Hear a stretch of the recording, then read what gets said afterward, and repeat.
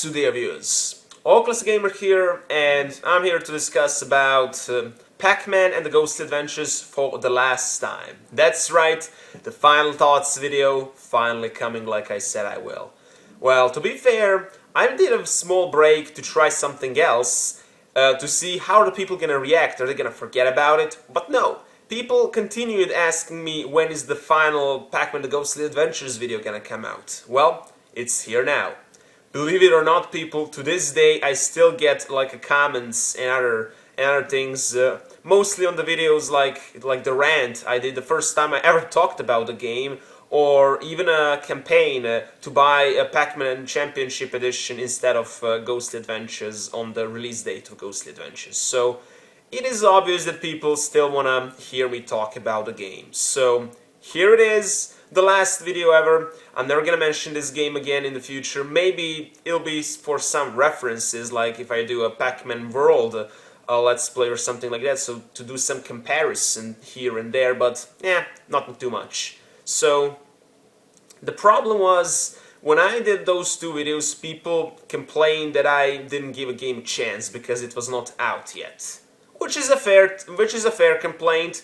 I don't blame people that complain for that. Like, every game should be given a chance, but people need to realize that when I was making those videos, I didn't judge the whole game, like some people do. Some people even do reviews of the games that are not out yet, but you have to realize that was not a review, it was just a video expressing my thoughts for the game, for the stuff that had been leaked. So I was not reviewing or giving thoughts on final product, but on the game in the state it was displayed right there, and also the cartoon. So please, people, in the future don't mix those things up, because I did not want to bash the game for no reason, and I was always ready to give it a chance. Which is a proof, because I did a Let's Play and complete the game 100%, so chance is already given. So right now, people cannot complain that I didn't give game a chance. So let's see what the game got. What is the good side of the game? What is the bad side? So let's begin. To be fair, my thoughts on Pac-Man the Ghostly Adventures changed after beating the game. Like, when I saw the first trailer, I thought the game is gonna be horrible. I think it's gonna be on the rank of Sonic 06 and Bomberman Act 0, but surprisingly, the game surpassed those two games. Ghostly Adventures can be called game. Sonic 06 is just a broken mess, and Act 0? Seriously, what did they do to Bomberman? They changed his character way more than Pac-Man did, so at least Pac-Man was still a ball, still yellow, and yeah, you get a point. So my thoughts did change on positive, so no reason to be mad, guys. Like, I did change some thoughts on the game while playing it. So let's see. I found the design of the levels, like the atmosphere and how everything was designed in the background, the texture, the models. Yeah, I found well, not the character models, but the models of like the buildings, the trees, and stuff like that. I found that great. So the graphics really outstanding for these days. Like, it really feels like watching a cartoon.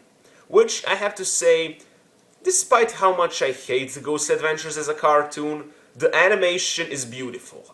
There, I said it. It is. But the story and the other aspects, that's another story.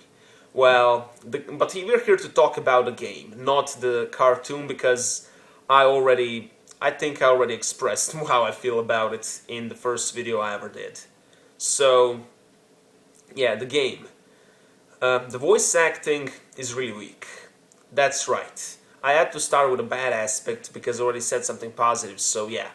The voice acting, like, I would understand if this was like in the early 2000s or even the late 90s, but the game was made in 2013, and why?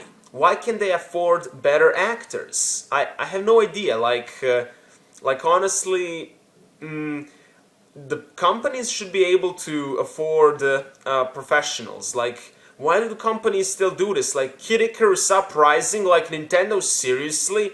That game had a terrible voice acting as well.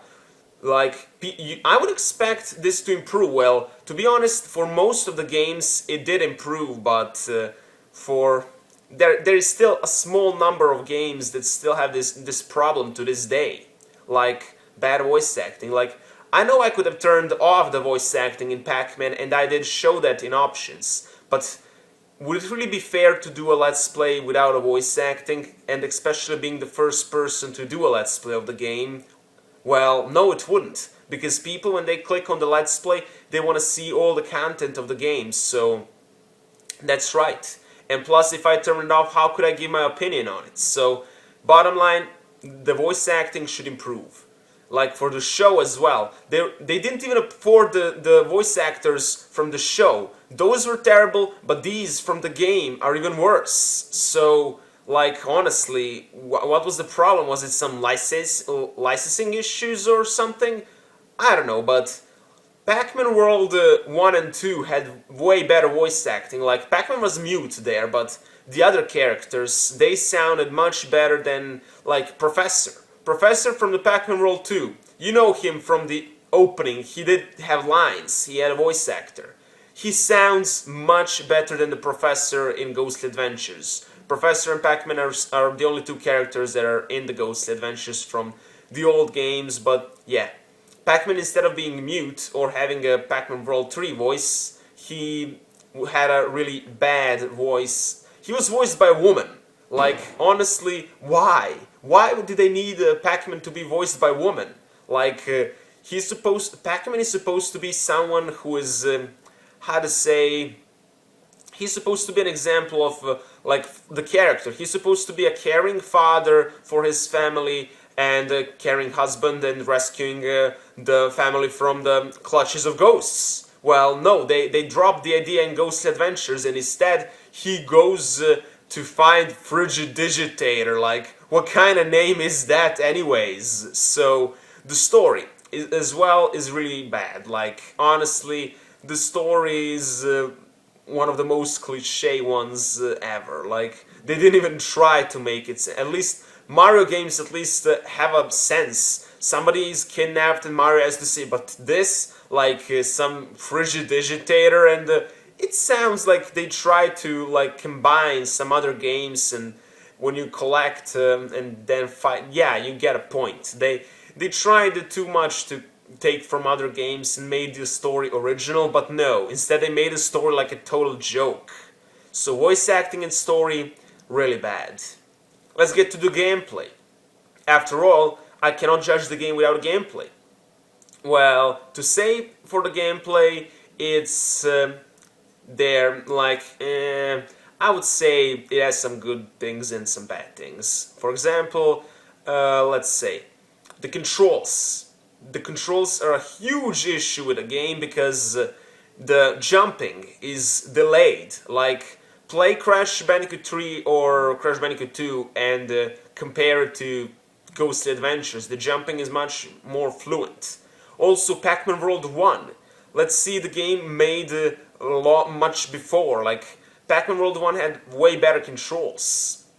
Pac-Man and Ghostly Adventures has delayed jumping and, I don't know, the turning, when you turn the character, that's alright, I have to admit, but jumping and most of the power-ups have really confusing controls, and the aiming should be implemented that you aim with a second analog stick, and for the camera could be like, how to say, the triggers. The triggers or bumpers on 360 controller could be camera, and the right analog stick should be like when you get a power up you aim. And also the spinning pack had a bad controls, the bad idea how to control it. Now I'm talking about the 360 version because that's the one I played, but maybe like Wii U. Maybe Wii U utilize the touchpad and maybe controls are better there. I don't know, because I don't have a Wii U, and even if I did have a Wii U, I'll probably not get the game because I'm gonna get to that later. Well, that's pretty much it for the controls. But the rest of the gameplay, like the design, I was really stunned. I enjoyed Ruins a lot. Like, Ruins was very nostalgic world actually, and all the levels in there were fun. The others, the end was kind of like they used the revisited versions of the worlds instead of having something original, so that's kind of lame. And also, the game would be better if they were like a free roaming. Instead of being in this sandbox area from point A to point B, why not make a game free roaming action adventure? It would be much better. But no, they didn't do it. The power-ups felt unnecessary to be in the game, like, in the first place. And eating ghosts was like, I don't know, it just felt awkward a bit, because Pac-Man reminded me of Sonic way too much. They should have not dropped the concept like you get the power pellet and then eat the ghost when he turns blue. I think that should be that should have been stayed like from the previous games. And also, many of the cool moves from Pac-Man World 1 were gone. Like, I would understand if they didn't keep the moves from Pac-Man World 3, because there were some people who complained about Pac-Man being a brawler, but everybody loved Pac-Man World 1, so Rev-Roll and Ground Pound, those moves should have been kept. It would be much better. Like, there were many times that I wanted to use those in the Ghostly Adventures. They would be in handy to be used in that situation, but I couldn't because they didn't exist. Like, so many buttons, like the X button is not used for anything on the 360 version. So yeah, I think the ground pound would work much better than double jump, to be honest, in the game like Pac-Man. Well, some power-ups were fun, like a bouncing pack, I have to admit. But let's get to the other aspect. The price. The price, like $40 for this game. This game was made only in 6 months, and the game is really unpolished. Rushed, and have some... Well, it doesn't have glitches, but still, you can see that it wasn't... Well, they did make a stable version of it, because what we get in the game, it is stable, doesn't have glitches like Sonic 06 or stuff like that, but still, the controls could have been fixed, and the game should have been longer. Well, the game is not that short, but it gets repetitive. Like, if it was open world, it would be much better for playing. So, paying $40 for a game like that is like a bit overpriced. Like, for example, Mario games, Mario 3D World, like, that is much better game. I didn't play it because I don't have a Wii U, but I seen the gameplay, and when I saw the first trailer of Mario 3D World, it looked way better than the first Pac-Man, the Ghost Adventures trailer. Also, 6 months. Why did they make the game so fast? Like, the game, I heard it's delayed in some countries, and it's still not out in Australia, for example. Yeah, it's not out in Australia yet, so they're taking time to release it there, probably because of the licensing issues. So why did they want to rush the game in other countries like that? I have no idea. 3DS version of the game is completely different. I didn't play it, I seen the gameplay, and to be fair, it actually looks better than the console version. It is a 2D, and I don't know, it just uses, how to say, I don't know, the controls are probably much better because it's in 2D again, and I see in the gameplay it has some style of Mega Man, Donkey Kong, and other games, which is kind of, how to say, a rip-off, but still, it looks better than the console version for sure. Sure, it's a side-scrolling adventure, and also like from point A to point B, but it's a 2D game for the 3DS, so that's what we would expect. The console release should be more open world, and they really didn't do best job with the game. But then again, the game was not developed by Namco, so yeah, we can't blame Namco for it. Well, they did allow the game to be published, but they probably just wanted something to promote the toys for Pac-Man and stuff like that. So yeah, they saw the game and thought, oh, it's okay for kids, so that's why it happened. So the final thoughts, those are, the game is okay, I guess. It has some... It is fun for kids, definitely. Kids are gonna enjoy it, but hardcore Pac-Man fans, not so much. So the game gets a 5.5 out of 10 for me, in my opinion. And then again, that's also what most of the websites gave the game, like 5 or 6 out of 10. So yeah, it's a fair score. I suppose it could have been better, but yeah. Well, what I want to see in a new Pac-Man game, basically, is Namco going back to, how to say, original roots. Having the old cast of characters, better voice acting, better, how to say, controls, no gimmick power-ups, and make an open-world Pac-Man game, like, that'd really be awesome. Well, then again, the Ghostly Adventures was not developed by... It was not developed by Namco, so it's kinda understandable with the quality, but next game should definitely be developed by Namco, and yeah, let's just hope it'll turn out better. This is okay, the Ghostly Adventures for the kids, but yeah, we need something, a 3D Pac-Man game for hardcore fans as well. That's pretty much it. Ja, matane!